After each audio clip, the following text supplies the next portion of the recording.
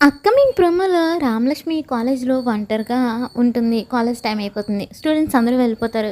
ఇక తను ఒక్కదే అక్కడి నుంచి వెళ్తూ ఉంటుంది. అప్పుడే అక్కడికొచ్చిన శౌర్య రామలక్ష్మిని చూసి ఇక రామలక్ష్మిని పిలుస్తూ ఉంటాడు. అది చూడగానే రామలక్ష్మి గతంలో శౌర్య తనని పాడు చేద్దాం అనుకున్నప్పుడు చూసిన సీన్ గుర్తు తెచ్చుకున్న రామలక్ష్మి భయంతో పరిగెత్తుకుంటూ వెళ్ళిపోతూ ఉంటుంది. అది చూసిన శౌర్య ఏమో రామలక్ష్మి, రామలక్ష్మి అని పిలుచుకుంటూ రామలక్ష్మి వెనకాతలే పరిగెత్తుకుంటూ వెళ్తూ ఉంటాడు. రామలక్ష్మి ఒక రూమ్‌లోకి వెళ్ళి డోర్ లాక్ చేసుకుంటుంది. వెంటనే ప్రశాంత్‌కి ఫోన్ చేసి చెప్తుంది విషయం అంతా. ఇక రామలక్ష్మి కోసం శౌర్య పిలిచి పిలిచి అక్కడి నుంచి వెళ్ళిపోతూ ఉంటే అక్కడికి ప్రశాంత్ వచ్చాడు. "రేయ్! ఏంట్రా నువ్విక్కడ" అని చెప్పి అడుగుతూ ఉంటాడు. అప్పుడు "ఏంటి రామలక్ష్మి ఒంటరిగా ఉన్న సమయం చూసి తన జీవితాన్ని నాశనం చేద్దామని చెప్పి చూసావా" అని చెప్పేసి ప్రశాంత్ శౌర్యని అడుగుతూ ఉంటే అప్పుడు శౌర్య "నేను రామలక్ష్మి జీవితం నాశనం చేయాలని చూడడం ఏంటి" అని అడుగుతాడు.